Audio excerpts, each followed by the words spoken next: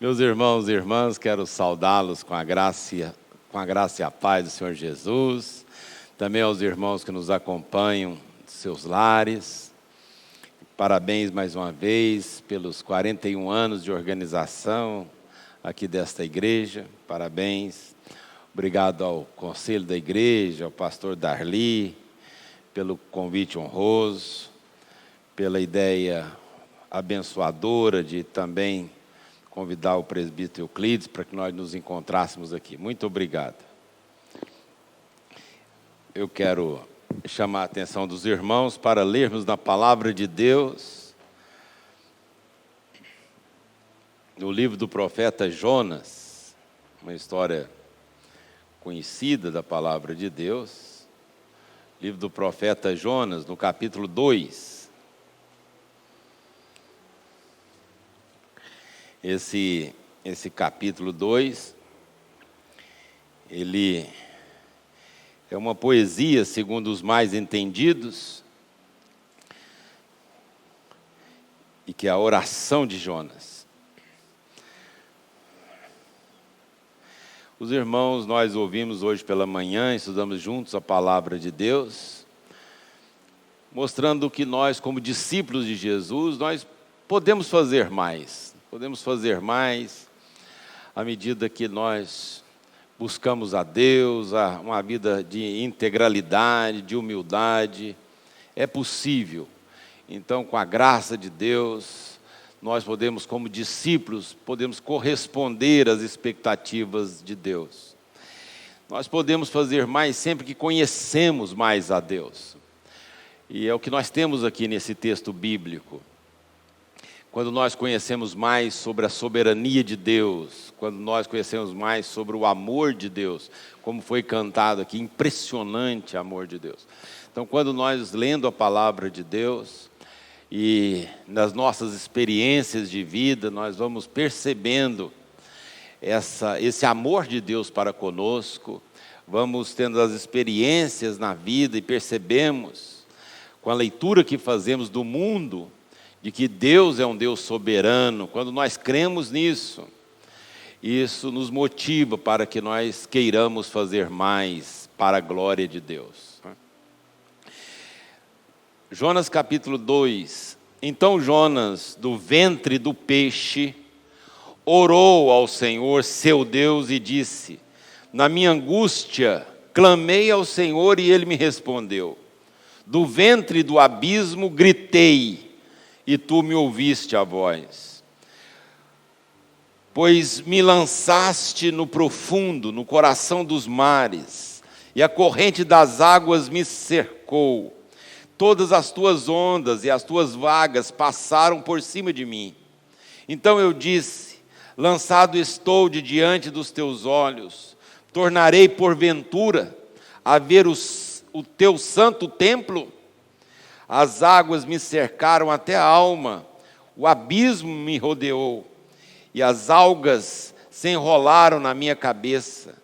Desci até os fundamentos dos mares, desci até a terra, cujos ferrolhos se correram sobre mim para sempre. Contudo, fizeste subir da sepultura a minha vida, ó Senhor meu Deus. Quando dentro de mim desfalecia a minha alma, eu me lembrei do Senhor, e subiu a ti a minha oração no teu santo templo. Os que se entregam à idolatria vã abandonam aquele que lhes é misericordioso. Mas com a voz do agradecimento eu te oferecerei sacrifício, o que votei pagarei. Ao Senhor pertence a salvação.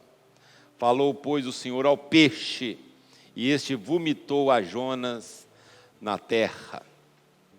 Vamos orar, irmãos, mais uma vez. Vamos pedir que Deus nos ajude para que consigamos entender bem a palavra do Senhor.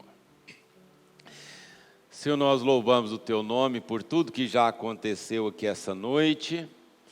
Te louvamos pelas famílias representadas aqui.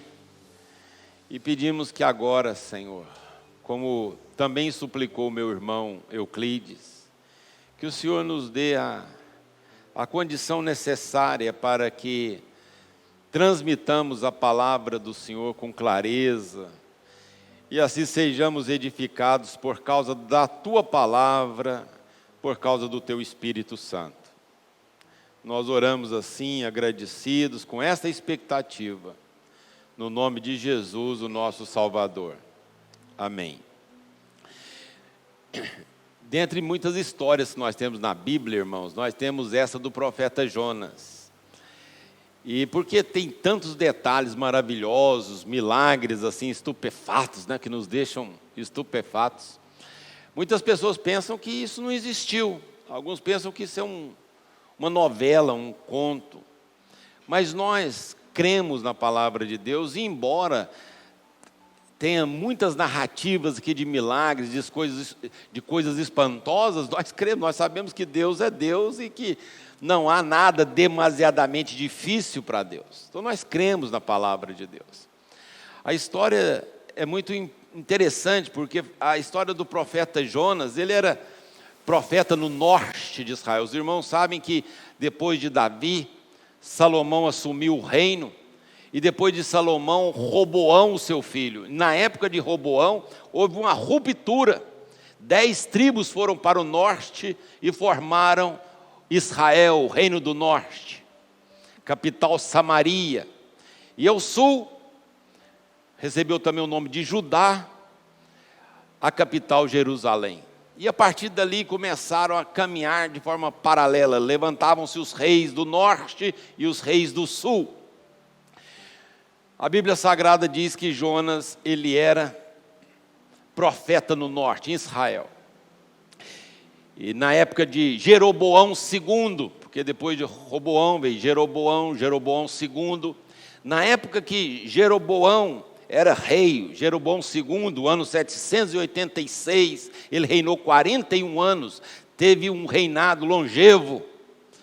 E naquela época de Jeroboão II, o país até teve avanços, conquistas importantes.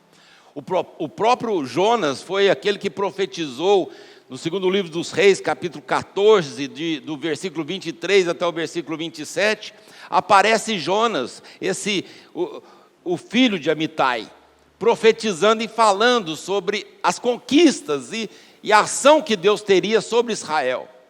Então, embora fosse uma época de prosperidade, digamos, do reino, também era uma época de muita idolatria. Jonas teve um relacionamento até bom com o Jeroboão II. A Síria, cuja capital era Nínive, ameaçava o mundo, principalmente o norte de Israel. A Síria ficava quase 1000 quilômetros ao norte de Israel e ameaçava constantemente também dominar o país, o norte de Israel. Deus levantou Jonas. E Deus disse a Jonas para que Jonas fosse até Nínive e falasse contra Nínive. Fizesse essa viagem de quase 1000 quilômetros e profetizasse e falasse contra Nínive, para que Nínive se arrependesse. A Bíblia Sagrada diz que Jonas se dispôs, mas não para obedecer, para fugir de Deus.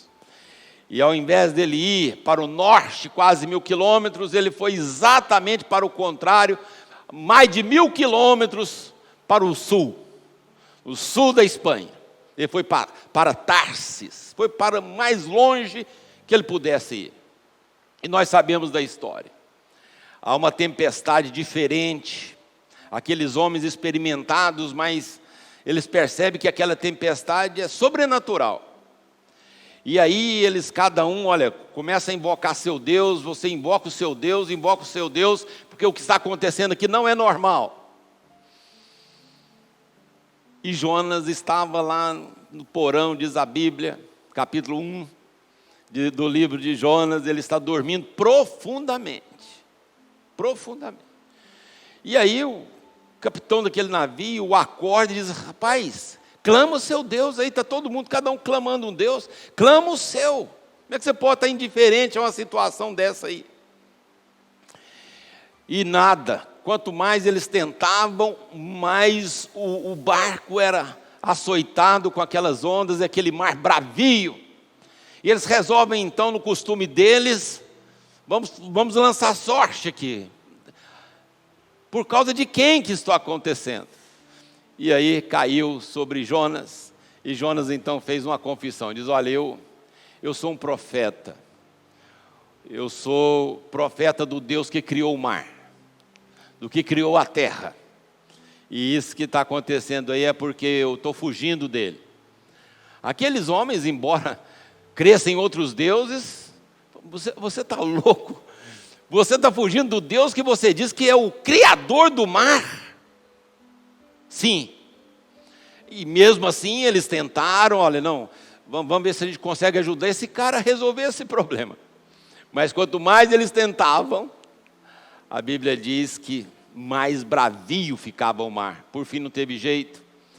Ainda que eles não quisessem fazer isso no primeiro momento, tiveram que lançá-lo ao mar. A Bíblia Sagrada diz que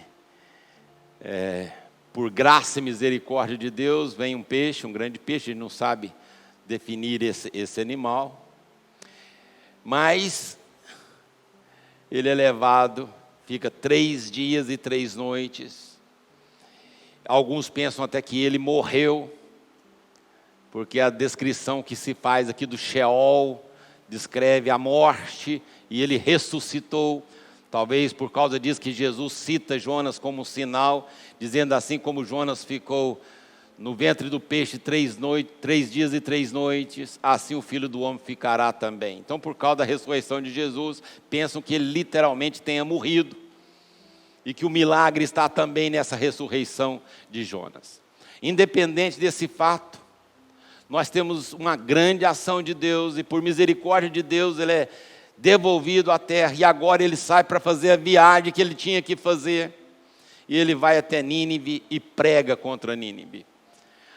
Quando eles ouvem a pregação de Jonas, a ação do Espírito de Deus na vida daquelas pessoas, mais de 120 mil almas, alguns pensam até que eram 120 mil crianças, talvez Nínive tivesse 500 mil habitantes, naquela época, e 120 mil crianças, por causa da expressão, essas 120 mil almas, eu não teria misericórdia delas, seja uma referência às crianças. Mas independente disso, aquelas pessoas se convertem, ao ouvir a mensagem de Jonas, e quando essas pessoas se convertem, Jonas, ele fica aborrecido, porque de fato, a expectativa de Jonas é que os assírios, aquela grande cidade de Nínive, fosse destruída, porque era uma ameaça para o seu povo.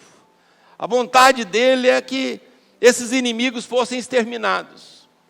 E a rejeição dele é por causa do conhecimento que ele tinha de Deus. Eu vou pregar, esse povo vai acabar se convertendo.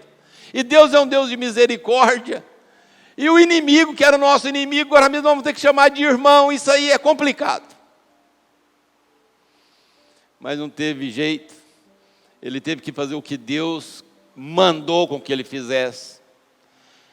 E aí nós sabemos da história. Ele vai argumentar com Deus.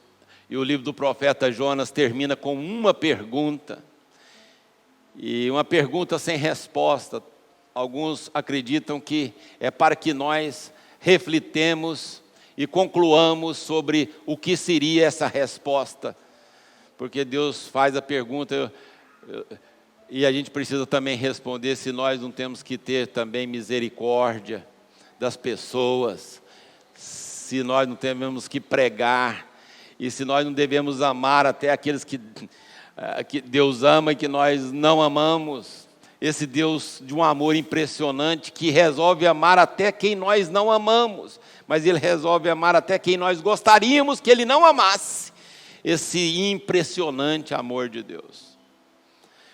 Aí eu gostaria de repartir com vocês, pensando sobre esse conhecimento que nós precisamos ter de Deus e que vai nos motivar a querer fazer mais para a glória de Deus. O que de fato é importante para nós sabermos, para que nós queiramos fazer mais, fazer tudo o que nós pudermos fazer, porque muitas pessoas pensam que por causa da soberania de Deus, da eleição de Deus, desse amor incondicional de Deus, nós não temos que responder nada. Não é assim. Esse livro é tão maravilhoso porque mostra esse Deus soberano e mostra Jonas orando e clamando e Deus ouvindo a oração de Jonas. Mostra esse Deus maravilhoso, livre, soberano, mas mostra essa responsabilidade humana, essa resposta que Jonas dá, o arrependimento que acontece no coração dele. Então, meus amados irmãos, vamos falar sobre essas questões que podem fazer com que nós queiramos fazer mais para a glória de Deus. Em primeiro lugar, veja o texto bíblico. Diz que Jonas, ele crê nessa soberania de Deus. A soberania de Deus é extremamente importante. Veja só no versículo: pois me lançaste no profundo do mar, no coração dos mares, e a corrente das águas me cercou, todas as tuas ondas e as tuas vagas passaram por cima de mim. Meus amados irmãos, Deus é um Deus soberano. Veja aí, quem é que lançou ele no profundo do mar? Quando nós lemos o capítulo 1, a gente percebe que foram os marinheiros. Aqui, olha, a gente não queria fazer isso, e lançaram Jonas. Foram as mãos daqueles homens. Mas nessa oração que Jonas faz, Jonas sabe que aqueles homens foram instrumentos, mas tem algo que vai para além daquela situação toda. Há um Deus soberano. Um Deus soberano. E quem que é responsável de ter ele caído agora naquele mar? E vai afundando, e aí ele clama a Deus. E ele tem consciência de que Deus tem o controle de todas as coisas. Quando nós, irmãos, cremos na soberania de Deus, quando nós cremos que tudo o que acontece no mundo tem o controle de Deus, nós não estamos jogados ao léu, nós não estamos jogados à nossa própria sorte. Existe um Deus todo-poderoso, e Deus, na sua soberania, levou Jonas da desobediência ao arrependimento. Ele levou os ninivitas da idolatria à fé. Porque quando aqueles homens ouviram que Jonas cria e adorava o Deus que criou os mares, aqueles homens, então, diz a Bíblia, que eles mesmos clamaram a Deus. Então, Deus, na sua soberania, se preocupa com Jonas, se preocupa com aqueles homens idólatras naquele navio, se preocupa com a população da cidade de Nínive. Um Deus soberano que tem tudo sob controle. Levou aqueles homens da idolatria à fé. Na sua soberania, Deus nos moveu à fé, ou da fé ao arrependimento. Deus é soberano. A soberania de Deus repousa na sua unicidade. Deus é único. A tripulação daquele navio que ia para Tarsis aprendeu sobre isso, que Deus é único, existe um único Deus, um Deus todo-poderoso, o que criou o céu, a terra, o mar e tudo que neles existem. Salmo de número 24. Deus é o Deus criador. Depois da palavra de Jonas, eles clamaram ao Senhor, o Deus único, e a Ele, diz a Bíblia, ofereceram sacrifícios. Mas repare, irmãos, essa soberania de Deus. Veja o que diz a palavra: mas o Senhor lançou sobre o mar um forte vento, aquela tempestade. Quem é que a provocou? Quem é que soprou forte? A Bíblia Sagrada diz que foi o Senhor que lançou sobre o mar um forte vento e fez-se no mar uma grande tempestade. Mas a palavra de Deus, nessa história toda de Jonas, diz que em nascendo o sol, Deus mandou um vento calmoso oriental. Quando Jonas já estava lá, pregou, A Bíblia Sagrada diz que ele sentou-se e ficou esperando, e Deus, na sua misericórdia, fez agora bater uma brisa. A Bíblia é clara, dizendo que Deus é que mandou aquele vento calmo. O mesmo Deus que faz vir um vento e transforma uma tempestade, agora há um vento calmo. O mesmo Deus soberano. Esse Deus, diz a Bíblia Sagrada, fez nascer uma planta. Mas, puxa vida, isso é tão não, mas a Bíblia diz que esse Deus soberano, ele faz nascer as plantas. A Bíblia mostra essa história que agora Jonas está satisfeito porque fez-se uma sombrinha naquele sol, agora um ventinho calmo e agora tem uma sombra aqui, que maravilha, esse Deus maravilhoso que fez crescer essa planta, milagrosamente ela já fez aqui uma sombra. Mas a Bíblia diz também que Deus mandou um verme. Meus amados, nós vamos lendo isso na palavra de Deus e vamos entendendo quão grande é o nosso Deus. Um Deus soberano. Então não tem uma tempestade que acontece sem que Deus esteja, ou seja, o responsável disso. Não há um tempinho mais ameno, um ventinho mais calmo, que Deus não tenha controle disso. Não há um verme, não há um vírus sequer, que Deus não tenha o controle disso. Então, quando nós cremos na soberania de Deus, irmãos, nós descansamos no Senhor. Mesmo em meio a um tempo como esse, um tempo pandêmico, assustador, ameaçador,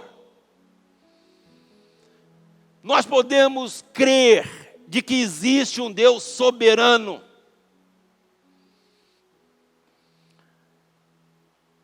Aquelas pessoas que não creem nisso, irmãos, imagina. Depende de quê? Nós vamos ficar à mercê de quê? Se não há um Deus todo-poderoso, na sua infinita graça e misericórdia, que dá sabedoria a alguns, para que consigam o medicamento A, B, C ou D. Um Deus que controla o mundo todo. Não é possível que nós, que cremos na palavra de Deus, não conseguimos entender que está tudo debaixo do controle de Deus. A minha vida, a sua vida. Quem é que nos trouxe aqui nessa noite? Quem é que tem permitido com que nós vivamos até aqui? Deus tem sido generoso para conosco e tem nos abençoado. Ele tem sido gracioso e preservado a nossa vida. É Deus que tem o controle de todas as coisas, Ele é um Deus soberano. Nessa época que nós estamos vivendo, alguns são infectados, por exemplo, por esse vírus. E aí há uma expectativa, mas o fulano, isso aí vai ser fatal para ele. E de repente ele sobrevive e não tive quase que nada. Aí um outro que não tem aquela comorbidade, às vezes uma pessoa bem mais saudável, e fulano vai sair tranquilo disso. Mas para nossa surpresa não é o que acontece. Quem é que controla a vida de todos nós? Quem é que tem controle sobre tudo isso, irmãos? É o acaso? Jonas entende a soberania de Deus. Ele diz, o Senhor me lançou. É o Senhor. Jonas tinha consciência de que quem cuidava da vida dele e estava tratando com ele por causa da sua desobediência era o Senhor. Quem cuida da minha e da sua vida é o Senhor. Nós precisamos entender, à luz da palavra de Deus, sobre a soberania do Senhor. E quando nós entendemos que Deus é soberano à luz da sua palavra, nós não queremos viver de qualquer jeito, nós queremos fazer mais, queremos fazer melhor, queremos obedecer. Jonas entende isso. Eu estava ouvindo o pastor Augusto Nicodemos um tempo atrás, ele falando sobre Jonas, e aí ele imagina Jonas enquanto está afundando assim, ele faz essa oração aqui, ele começa a orar. E ele vai afundando e orando e pensando, será que eu vou voltar um dia ao templo do Senhor? Então ele vai e pela graça e misericórdia de Deus, chega o socorro. Como pode o socorro na profundeza do mar? Quando os seus cabelos já estão, as algas já estão ali, está no profundo. Não há mais esperança, ele chama de abismo. Por isso que algumas pessoas pensam que ele morreu de fato, porque é a profundeza, a expressão que usa aqui, a palavra, é lugar dos mortos, é o Sheol. Mas Deus resolve resgatar Jonas. Meus amados, Deus é Deus soberano. A gente fica pensando que nessa história de Jonas, o protagonista é o profeta, mas não é, irmãos. O protagonista é Deus, não é o profeta. O protagonista dessa história é Deus, um Deus soberano, que dá ordem ao seu profeta, ele resiste, mas Deus diz, não, você vai cumprir o que eu falei. É um Deus todo-poderoso que tem controle sobre a nossa vida. A melhor coisa que nós fazemos é corresponder às ordens de Deus. A hora que eu estava vindo para cá, uma caminhada curta, né, que da casa do reverendo Darli até aqui. Mas a hora que eu estou aqui na metade do caminho, eu comecei a pensar, o que nós vamos cultuar a Deus? Aí o pastor Darli foi para o Darli, vamos prestar um culto a Deus. Talvez ele não entendeu o que ele está falando nisso. Parece que, né, vai ficando velho, vai ficando... O que está acontecendo? É lógico que nós vamos fazer isso, certo? Ele pensou, o Ricardo deve estar... Mas é porque eu comecei a pensar no grande privilégio que é isso. Nós nos reunirmos aqui de diferentes lugares, cantar louvores ao Senhor, fazer orações, o pastor Jader interceder por pessoas que estão doentes. Agora nós voltarmos os nossos olhos para a palavra, cultuando a Deus, o Deus soberano. Coisa maravilhosa, irmãos. Um Deus que faz com que a tempestade venha, se Ele quiser que venha. O Deus que faz com que venha um vento calmo. O Deus que faz crescer a planta. O Deus que tem controle sobre o verme. Grande é o Senhor. Tremam diante dEle toda a terra. Sinta o temor do Senhor. Porque nós não estamos aqui meramente por causa de uma tradição religiosa. Não estamos aqui simplesmente por causa de um compromisso institucional. Nós estamos aqui por causa de um Deus soberano, que nos permite estar. Nós podemos fazer mais, irmãos, quando nós cremos, entendemos a soberania de Deus. A presença de Jonas em Nínive era um sinal, irmãos, um sinal. Deus estava tratando com o profeta, tratando com a tripulação daquele navio, tratando com mais de 120 mil almas. Jonas, quando chega para pregar, ele agora é a mensagem. Ele tinha uma mensagem para dar, para entregar. Deus fez de Jonas a própria mensagem. Jonas sentiu a misericórdia de Deus. Ele estava no abismo, na morte, sem esperança. E Deus o resgatou lá da profundeza do mar. Agora ele vai falar para o povo. Ele é a mensagem. Deus fez dele a mensagem. Agora ele tem que entender esse Deus soberano. Ele sabe o que é necessitar de arrependimento. Ele sabe o que é estar longe, sem esperança, e ser resgatado por Deus. Jonas agora ele entende isso. Deus está trabalhando no coração dele isso, sobre a sua soberania. Ele é um sinal. Eu imagino os ninivitas sabendo da história de Jonas.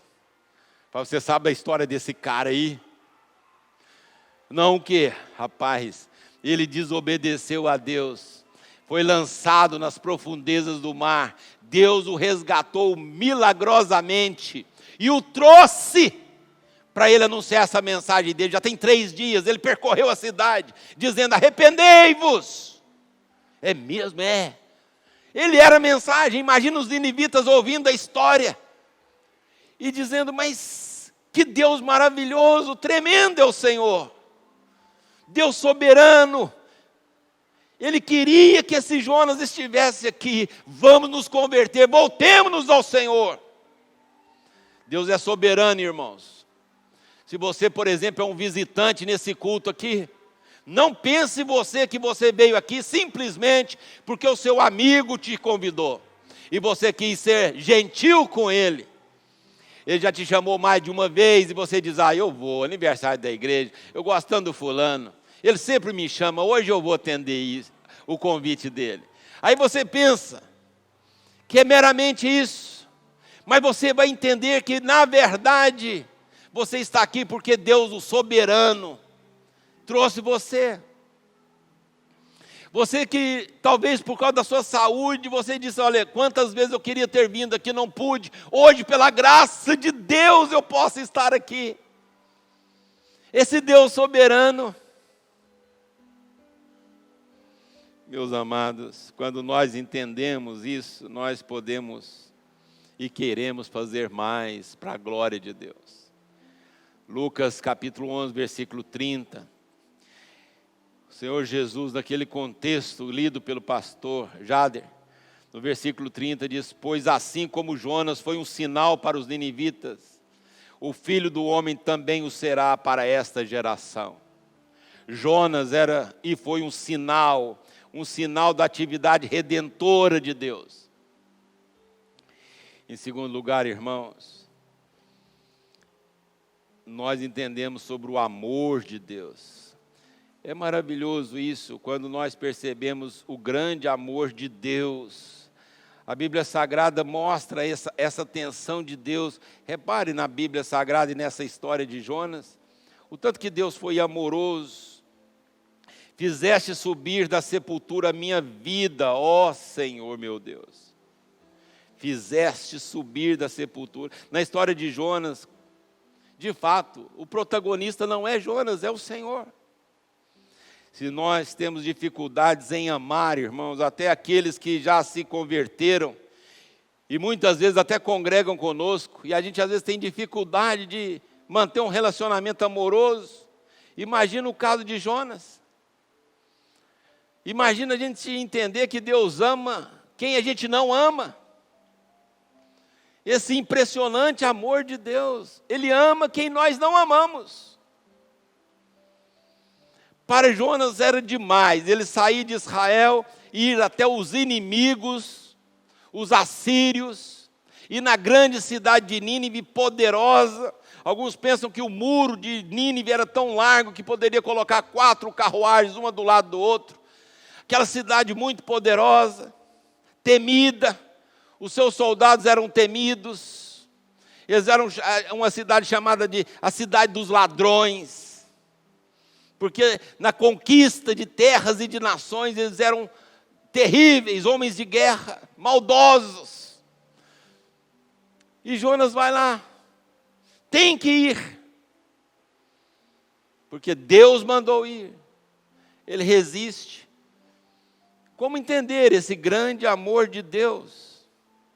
Esse impressionante amor de Deus, e como disse alguém, louco amor de Deus.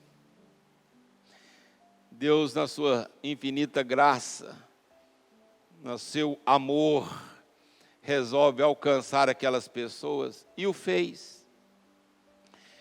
Meus irmãos, qual que é a ligação que tem isso com Jesus? Porque o próprio Senhor Jesus estabeleceu um link da história de Jonas com a história dele mesmo. Ele disse: olha, assim como Jonas foi um sinal para aquela geração, o Filho do Homem será um sinal para vocês. Por amor aos pecadores, Deus fez o que fez, irmãos. A mensagem dura de Jonas, associada à sua história, fez com que o povo que não era povo se arrependesse. Jesus usa essa história para ensinar que a sua morte e ressurreição seriam os meios da salvação para um povo até então perdido. O apóstolo Paulo vai dizer isso em Romanos capítulo 3, versículos 29 e 30. Deus é Deus apenas dos judeus? O apóstolo Paulo pergunta. Deus é Deus apenas dos judeus? Ele não é também o Deus dos gentios? Pergunta o apóstolo Paulo. Sim, dos gentios também, visto que existe um só Deus, que pela fé justificará os circuncisos e os incircuncisos, ou seja, os judeus e os não judeus. Esse Deus maravilhoso que ama quem nós não amamos, que perdoa quem nós não perdoaríamos. Quando nós entendemos esse grande amor de Deus, nós queremos sim fazer mais, queremos viver para a glória de Deus. Deus é soberano, Deus é amoroso. Quem julga, condenando ou inocentando, é só o Senhor, irmãos, só o Senhor. É preocupante quando nós mantemos no nosso coração alguma raiz de amargura, às vezes na nossa própria família. Esses dias eu lembrei-me lá na nossa igreja, lá em Uberlândia, da minha infância, em que tinha lá dois irmãos. E eles não se davam. Eu lembro pouca coisa da minha infância, mas eu me lembro que esses dois irmãos não trocavam palavra nenhuma. E aquilo marcou tanto a minha infância, porque eu falei, como pode, os irmãos, eles são irmãos, eram vizinhos assim. E naquela época a gente falava, eles são de mal, eles não conversam. Não lembro muita coisa deles, daquela época da infância lá, mas eu não me esqueço que o fulano e o beltrano não se davam, não conversavam. Meus amados irmãos, nós precisamos perdoar. O que o Senhor Jesus fez conosco foi para que nós entendêssemos que é possível perdoar quem nos ofendeu. O Senhor Jesus contou parábolas sobre isso. Já que nós fomos perdoados, nós precisamos perdoar. Jonas, você foi perdoado, você errou, você desobedeceu. Você estava jogado na profundeza do mar. Eu resgatei você. Resgatei você, eu trouxe aqui. Fala, faz o que você tem que fazer. Eu resgatei sua vida, eu tirei você da sepultura. Cumpra a sua missão. Entenda.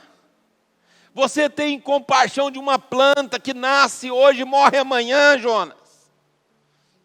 E você não entende a minha compaixão por 120 mil almas. Você ama a planta e não entende o meu amor por gente. Irmãos, Deus é amoroso. Esse é um dos atributos de Deus, o grande amor de Deus. E se Deus nos perdoa, nós precisamos perdoar quem nos ofendeu. Por mais difícil que pareça, nós somos obrigados a perdoar.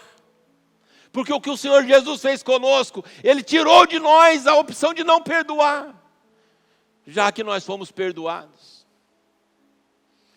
Eu não sei se você tem inimizade assim no seu coração, mas se tem, eu te aconselho, hoje mesmo, liga lá para aquele irmão seu que vocês não conversam já tem tanto tempo. Surpreenda ele. Liga para ele. Liga para ela. O que foi que você está me ligando? Eu estou ligando só para lembrar que você é meu irmão. E eu quero dizer para você que eu estou pedindo perdão, me perdoe. Ah, mas eu estou certo. Não, esqueça isso. Surpreenda as pessoas, ame as pessoas. Olha, me perdoa. Não precisa e pronto, e fala assim, boa noite, durma com Deus. Transfira isso. Não deixa nascer no coração a raiz de amargura. Entenda que o grande amor de Deus faz com que nós hajamos assim.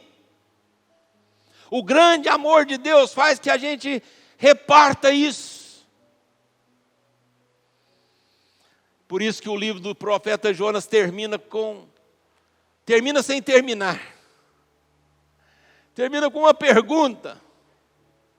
Porque essa resposta quem tem que dar sou eu. É você. Nós precisamos responder essa última pergunta, veja lá, como que termina. Versículo 11 do capítulo 4. E não hei de eu ter compaixão da grande cidade de Nínive, em que há mais de 120.000 pessoas que não sabem discernir entre a mão direita e a mão esquerda, então provavelmente crianças mesmo, mais de 120.000 crianças naquela cidade, crianças que não sabem discernir ainda a mão direita da esquerda, Jonas, são 120.000 crianças nessa cidade.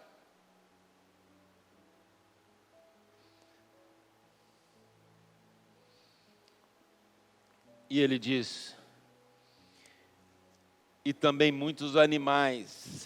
Você que gosta de plantas, talvez você goste também de animais, Jonas. Tem animais também. 120.000 crianças. Tem animais. E você estranha o fato de eu ter misericórdia? E qual que é a resposta que Jonas dá? Qual que é a resposta que você dá?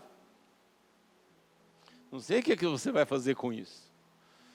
Mas eu estou dizendo, nós podemos fazer mais quando nós entendemos a soberania de Deus e o amor de Deus.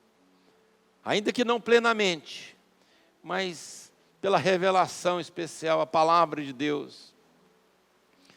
Nós podemos ler aqui e falar, Deus é soberano.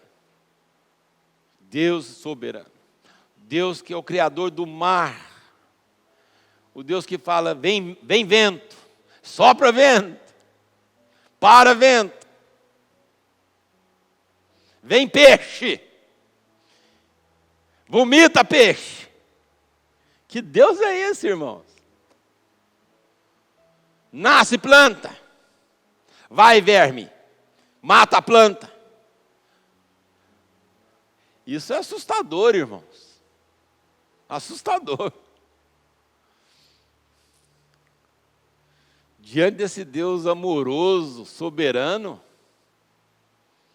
nós temos que prestar culto e pedir a Deus, ao Espírito Santo, que nos ajude para que nós correspondamos e obedeçamos. O que Deus mandou a gente fazer? Vamos clamar a Deus, Senhor, tem misericórdia. Na minha angústia eu clamo ao Senhor, porque o Senhor me ouve. Que Deus nos abençoe e nos ajude, irmãos, para que nós, por amor, por obediência, queiramos sair da mesmice. Vamos fazer mais. Você canta, faça o melhor. Você pode fazer melhor. Tenta fazer o melhor. Eu não sei, irmão, vocês me desculpem, mas eu acho que precisamos juntar as forças e darmos como diria assim, o pessoal dá um tapa aqui no templo. O que vocês acham? Você já olhou a fachada ali? Eu olhei e fiquei preocupado. Tem ali Então precisamos juntar grana para que os irmãos que administram façam, não, vamos melhorar isso, que nós podemos fazer mais. Nós podemos fazer melhor, mas se você fica só assistindo e não se envolve, pode fazer e não faz, Deus não vai exigir nada que nós não possamos fazer. Mas você esteja certo de que o que você pode fazer e não faz, Deus vai cobrar isso, é lógico. Essa é a preocupação hoje de muitos jovens que estudam a teologia maravilhosa, a teologia da reforma, a teologia reformada. Porque muitos jovens empolgados com a soberania de Deus, empolgados com esse grande amor de Deus, pensam que não podem e não devem fazer nada. Não conseguem encaixar uma vida de oração, de quebrantamento, de avivamento com a soberania de Deus. Ah, se Deus é soberano, sabe tudo, vou fazer o quê? Não preciso fazer nada. Cuidado. Leia Jonas.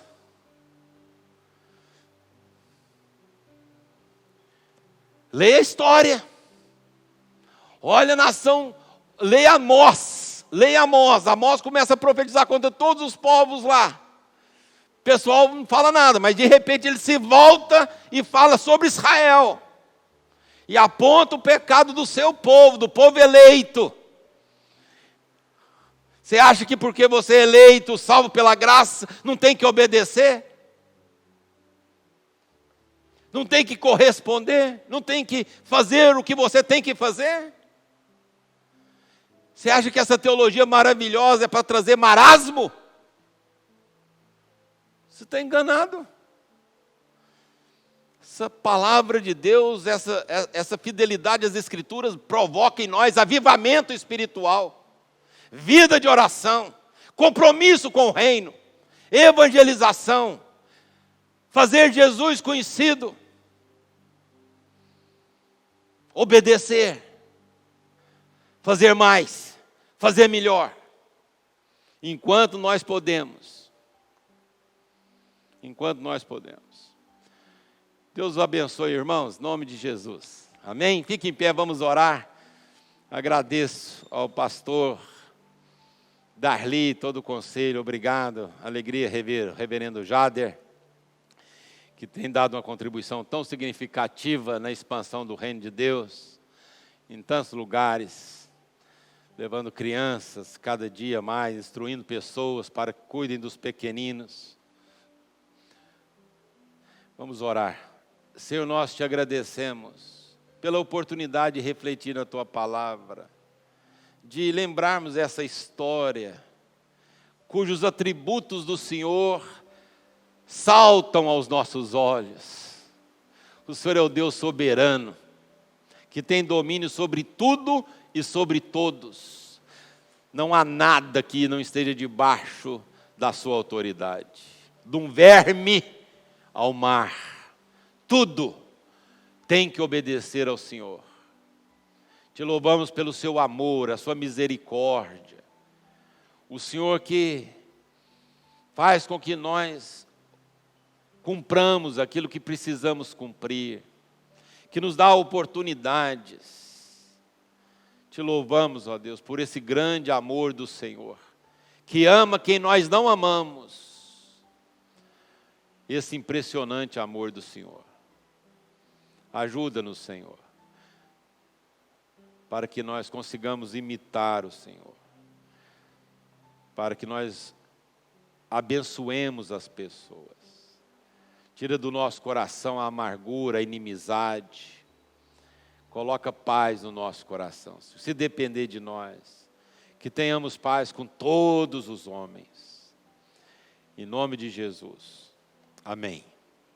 Podemos assentar, irmãos. Obrigado.